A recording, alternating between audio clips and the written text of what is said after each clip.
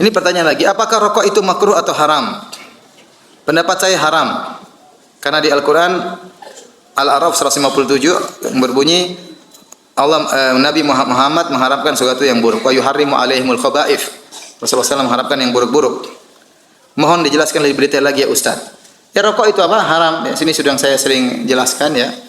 Rokok itu haram karena kita tidak boleh memberi kemudaratan kepada siapapun, kepada diri kita maupun kepada orang lain. La dharar wa la dirar.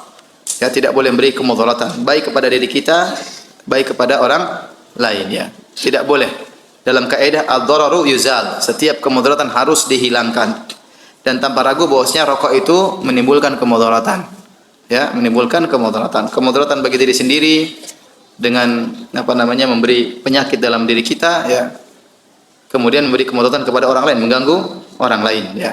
Saya termasuk tipe orang yang paling tidak bisa kalau duduk di samping orang yang merokok ya. Bahkan mungkin jarak kita 5 meter saya pun terganggu. Ya. Terakhir sempat saya agak marah dikit waktu haji kemarin. Haji kemarin di Muzdalifah. Di Muzdalifah kita tidur di hotel di bawah langit. Bintang jutaan bintang ya. Jadi semua orang gitu. Ada sebagian orang pakai kain ihram merokok. Saya mau tidur, jarak dia cukup jauh ya. Kira-kira 10 meter atau subhanallah. Saya tidak tahu apa rokok itu sengaja ke saya. Tahu-tahu asapnya masuk ke hidung saya.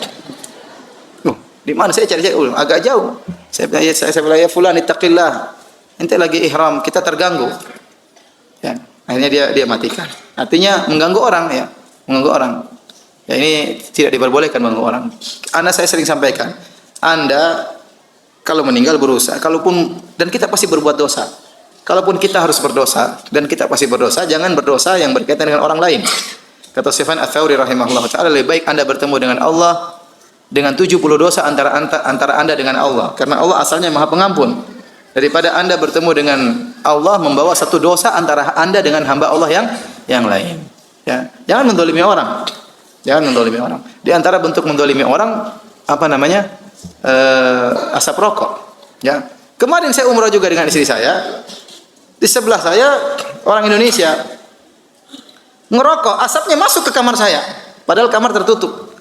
Luar biasa asap rokok itu ya. Bisa menembus celah-celah. Masuk, akhirnya istri saya dia nggak kuat asap rokok, akhirnya dadanya sesak.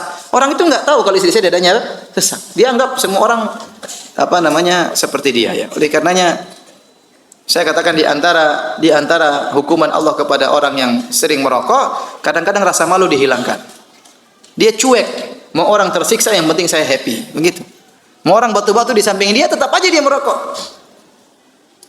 Saya pernah tegur waktu saya bawa anak kecil, saya bilang, "Pak, tolong Pak, ada kamu yang ke sana," katanya. Suruh pergi ya. Jadi begitu, anak kecil kasihan, ente di tempat umum, ya. Kalau ente merokok di rumah ente sendiri dalam kamar mandi kunci sekalian enggak apa-apa. Kalau merokok tempat umum hanya orang terganggu, ya.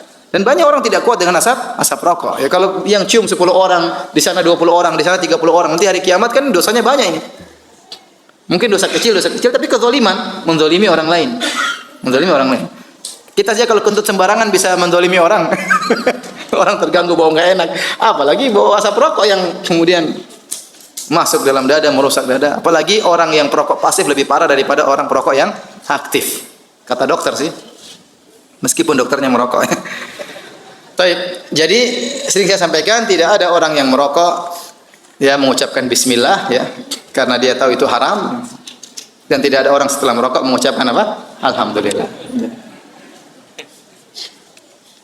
Ada yang bilang, "Ustaz, rokok itu bagi saya bukan cuma sunnah, wajib." Ini ada orang, saya pernah ditanya demikian. Katanya ada kiai, ya ustadz lah ya, yang mengatakan rokok itu wajib. Kenapa? Kalau dia tidak bisa merokok, dia tidak bisa ngajar Sahih Bukhari. Ya, otaknya nggak jalan kalau nggak merokok. Jadi rokok bagi saya hukumnya apa? Wajib, kata dia. Subhanallah. Itu namanya kecanduan om. Namanya kecanduan.